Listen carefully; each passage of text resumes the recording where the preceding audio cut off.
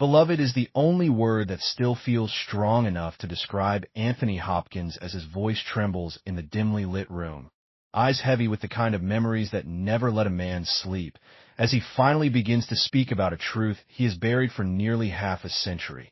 A truth tied to Rob Reiner that once shattered lives and still echoes through Hollywood like a ghost that refuses to rest. The camera feels almost too close as Anthony sits alone, a single lamp casting long shadows across.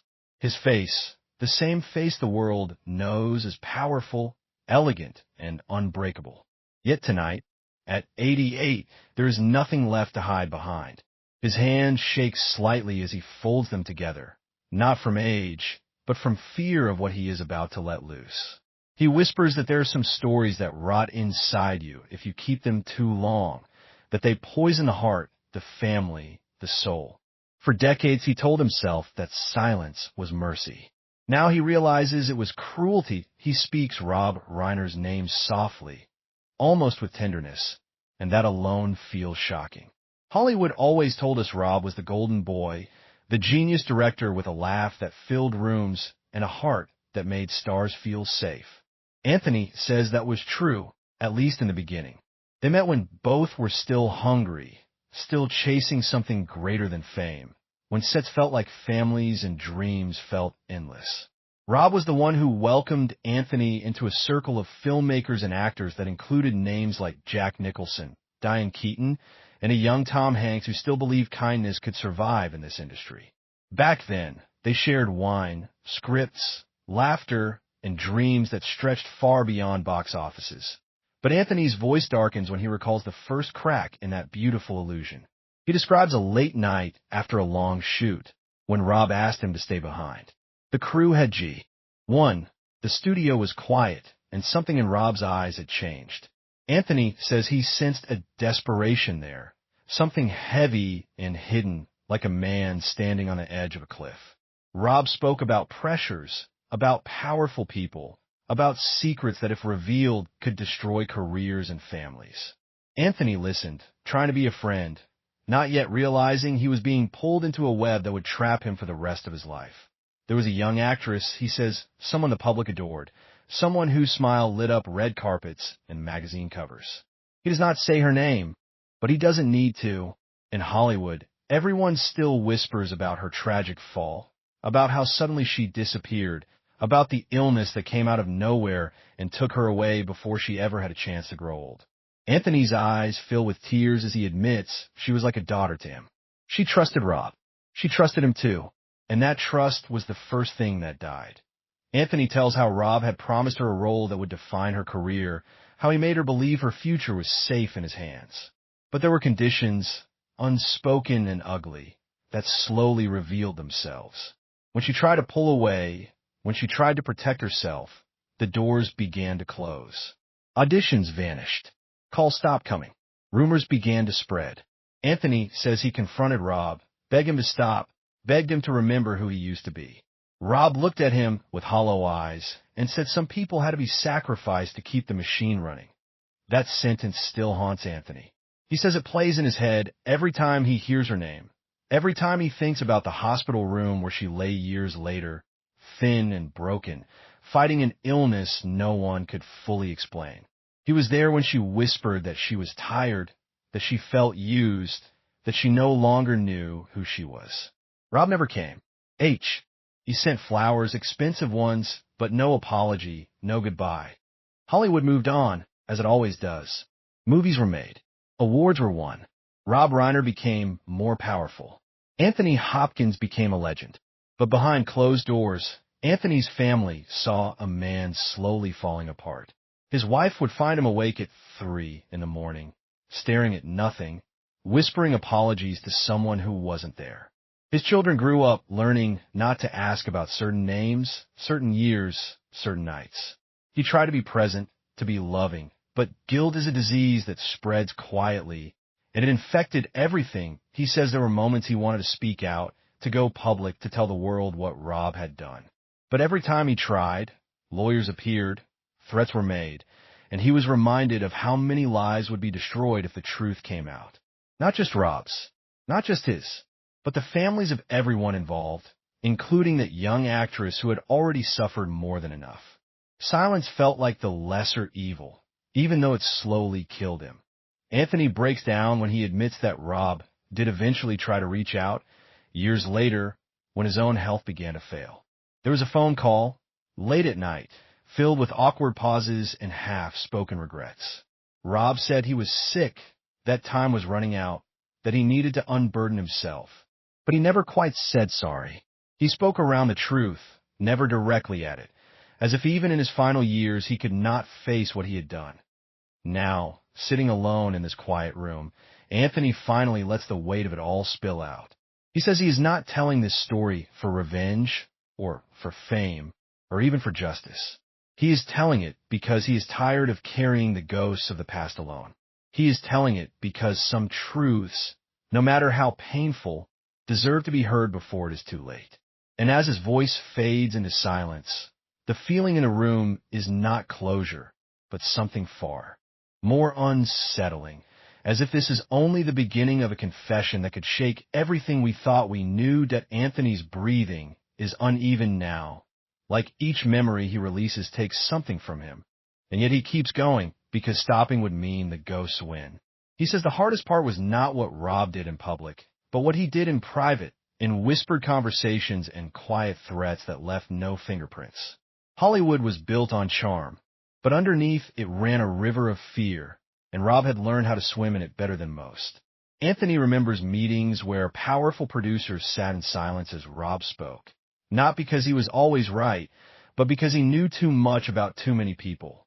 Names like Warren Beatty, a young Steven Spielberg, even people tied to the studios that financed everything, floated through those rooms like dangerous spirits. The young actress's decline was not sudden, Anthony insists. It was slow and cruel. She began to doubt herself, to believe the lies being spread about her.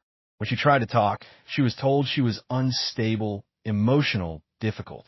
Doctors began prescribing pills to help her sleep, to help her cope, and soon she was barely herself.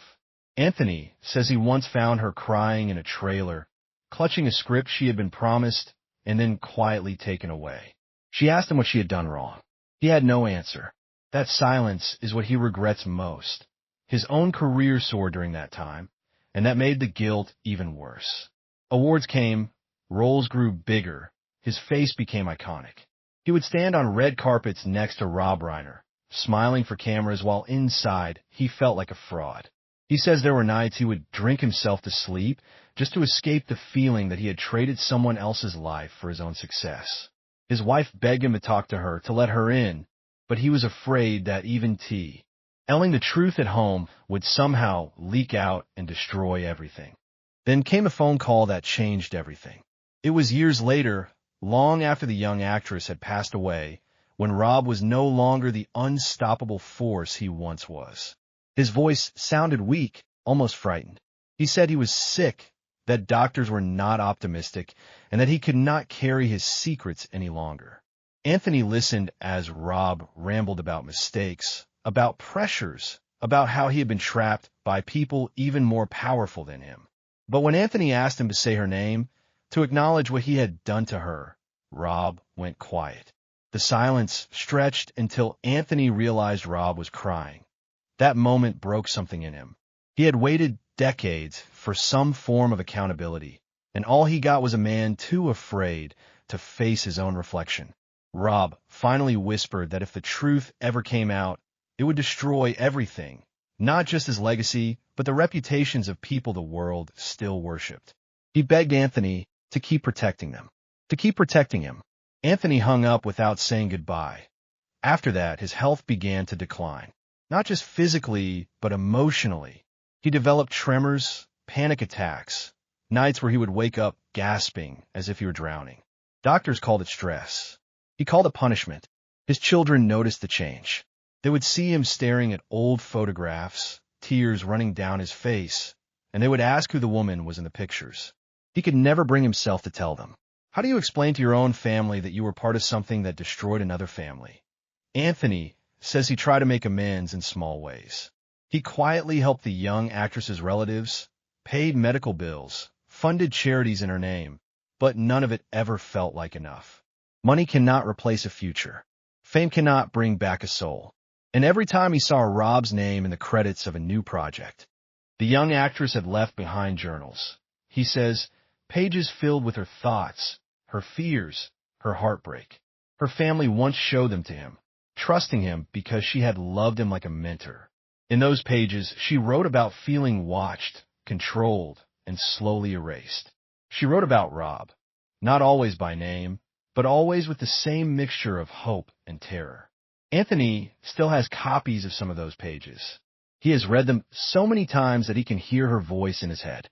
It is that voice that pushed him to finally speak that he also talks about the last time he saw her alive. She was sitting in a hospital bed, tubes in her arms, eyes dull with exhaustion. She smiled when she saw him, but it was a tired smile, not the one the cameras used to capture. She told him she felt like she had been used up, that everyone had taken something from her and left her empty. He held her hand and promised he would protect her. It is a promise he knows he failed to keep. When she died, the official story was illness, bad luck, tragedy. Hollywood sent condolences and moved on. Rob Reiner sent a statement full of polite words and fake sorrow. Anthony tore it up. He wanted to scream, to tell the world that her death was not just a random cruelty of fate, but the end result of years of manipulation and abuse. But again, he stayed silent. He says that silence has been eating him alive ever since. There were other victims too, he admits, other names the public never knew, people whose careers were quietly ended, whose confidence was shattered beyond repair. Some disappeared from the industry. Some disappeared from life altogether. Rob was not alone in this, but he was a key part of it, a man who chose power over humanity again and again.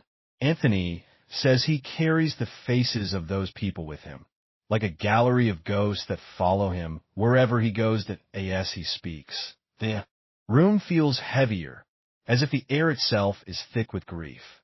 He wipes his eyes and says that at 88, he no longer has the luxury of pretending. His body is weaker now.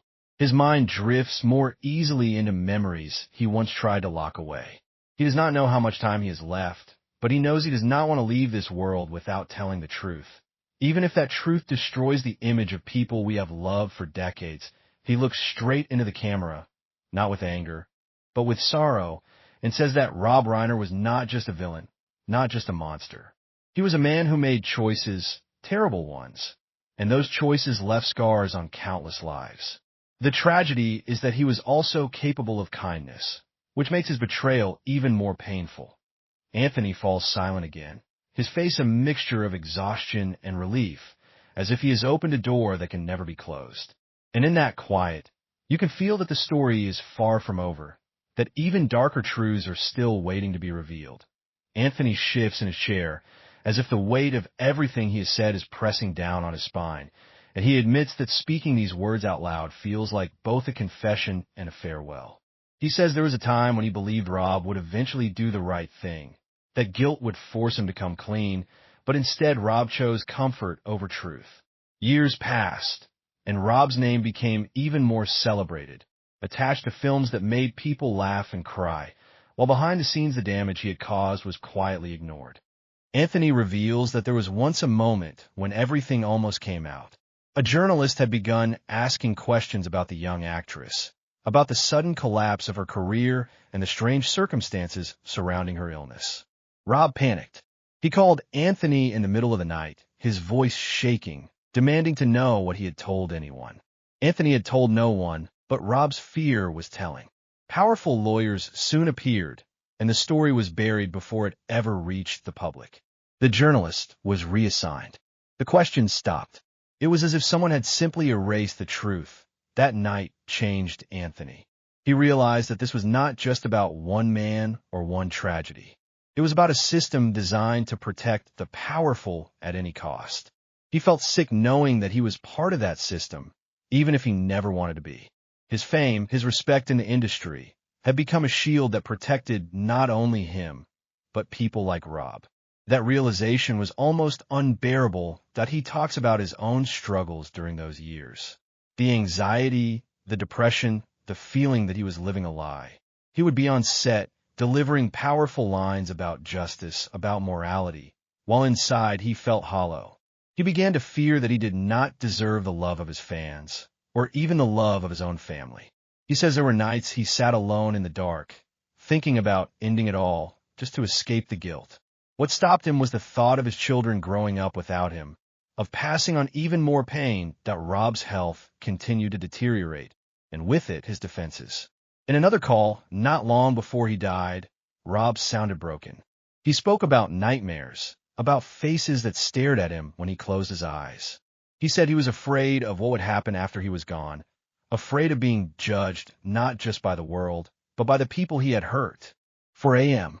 He left the set and found Rob alone in a trailer, going over notes. Anthony confronted him, not with anger, but with desperation. He begged him to stop, to give her back what had been taken, to let her have a chance to survive. Rob did not yell. He did not argue. He simply looked tired, like a man who had already made his choice. He told Anthony that it was done, that the studio wanted someone else, that the young actress was too much trouble now. When Anthony pushed, Rob said something that still makes his stomach turn. He said sometimes you have to break a few people to keep the rest of the machine running. Anthony says he walked out of that trailer shaking, realizing that the man he once admired was gone. In his place was someone who had learned to treat human beings like disposable parts. He wanted to expose him right there, to go straight to the press, to tell anyone who would listen. But then his phone rang. It was his wife. She was worried. She had heard rumors. She was afraid. And in that moment, he chose his family over the truth, even though he knew someone else's family was being destroyed. The young actress tried to reach him after that. There were voicemails, shaky and emotional, asking what she had done wrong, asking why no one would call her back. Anthony could not bring himself to answer. He was afraid that hearing her voice would break him. That is a shame he says he will carry forever. When she stopped calling, he knew something terrible had happened inside her, something that could not be fixed with apologies. He talks about the funeral, small and quiet, attended by people who truly loved her, not the industry that had used her. He stood in the back, hidden behind dark glasses, watching her family cry, feeling like an intruder. Rob did not attend. He sent another bouquet of flowers, another empty gesture. Anthony wanted to scream at the hypocrisy of it all, but he stayed silent, as he always did. Years later, when Rob was nearing the end of his life, Anthony went to see him one last time. He describes a hospital room filled with the beeping of machines and the smell of antiseptic. Rob looked small in the bed, stripped of his power, his voice barely a whisper. He took Anthony's hand and said he was scared. He said he was haunted. He said he wished he could go back and make different choices. Anthony leaned close and asked him, quietly, if he was ready to tell the truth. Rob closed his eyes and turned his head away. That was his answer. Rob Reiner died without ever publicly acknowledging what he had done. The world mourned him. Tributes poured in. Anthony watched them on television, feeling like he was living in a parallel reality where lies were celebrated and the dead were forgotten. That was when he finally decided that silence was no longer an option, no matter the cost. As his story reaches this point, the room feels unbearably heavy, filled with the weight of everything that was lost. Anthony wipes his face and says there is still one last truth he has not yet spoken, one that ties all of this together in a way that still breaks his heart. And as he takes a long, unsteady breath, you can feel that the end of this confession is approaching and will not be gentle. Anthony sits very still now, as if even moving might shatter what little strength he has left. His voice drops to a near whisper as he says the final truth is not about Rob alone, but about himself, about the choice he made that can never be undone. He admits that there was a moment when he could have saved her, when one phone call, one public statement, one act of courage might have changed everything. But he did not make it. The young actress had called him just days before she was admitted to the hospital for the last time. Her voice was weak, filled with fear. She said she felt like something was terribly wrong, not just with her body, but with her life. She said she was tired of fighting people who were more powerful than her, tired of being told she was nothing. She asked him if he believed in her, if he still thought she was worth something. Anthony was in the middle of a shoot, surrounded by crew, by noise, by the endless rush of Hollywood. He told her he would call her back later. Later never came. He missed that chance, and it haunts him more than anything Rob ever did. When he finally went to see her, she was already too far gone, her eyes clouded by illness and despair. He held her hand and told her he was sorry, but he does not know if she could even hear him. She died believing she was alone, believing she had failed, and that is the truth that tears him apart every night. Anthony says that is why he is speaking now, even if it destroys his legacy, even if people turn against him. He cannot undo what happened, but he can make sure the world knows that she was not weak, not crazy, not disposable. She was a victim of a system that protected men like Rob Reiner and punished those who dared to stand up to them. He looks into the camera with eyes full of pain and quiet determination and says that secrets only survive in silence. He has carried this one for far too long. If there is any justice left in this world, it will begin with the truth.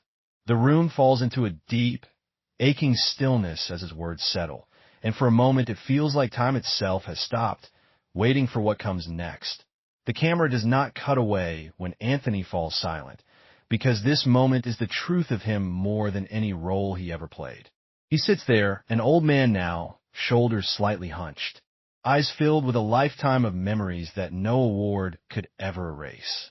When he finally speaks again, it is not with anger or bitterness, but with a quiet, aching clarity that feels almost sacred. He says that everything he has shared belongs to a story that is larger than any one man, a story about how power distorts, how fear silences, and how easily people we admire can lose their way in the shadows. In this telling, he is not asking to be believed or forgiven, only to be heard. He says Rob Reiner, the version of him the world loved, was real once. There was a time when Rob truly cared about art, about people, about the magic of storytelling. But somewhere along the road, something broke inside him, and instead of facing it, he let it grow. Anthony does not paint him as a simple monster, because that would be too easy. He paints him as a tragic figure, a man who made terrible choices and then became trapped by them, until even at the end of his life he could not find the courage to undo what he had done. Anthony speaks about the young actress one last time, not with despair now, but with a kind of reverence. He says he remembers her laugh, the way she lit up her room, the dreams she had of playing roles that mattered. In this story, she is not a footnote or a scandal, but a soul who deserved better than the silence that swallowed her. He hopes that by telling this, even in a form that feels like a dark, heartbreaking Hollywood tale, her spirit might finally be free from the lies that followed her name. He admits that he does not expect redemption. Some wounds never heal, and some regrets never fade. But he believes that truth, even when it comes late, has a strange kind of power. It does not change the past, but it changes how the past is carried forward. He wants the next generation of artists, of dreamers, of fragile young people chasing a place in the world, to know that their voices matter, and that no amount of fame should ever be allowed to crush them. Yes, the light in the room slowly dims. Anthony's face softens, and for the first time since he began speaking, he looks a little lighter, as if a burden has finally been set down. He says that stories, even painful ones, are how we survive. They remind us of who we were, who we lost, and who we still have a chance to become. In this quiet, fictionalized confession of a darker Hollywood at Could Have Been, he has given everything he has left. The screen fades not with answers, but with a feeling, a lingering ache mixed with a fragile hope that even in the deepest shadows, there is still room for truth to breathe.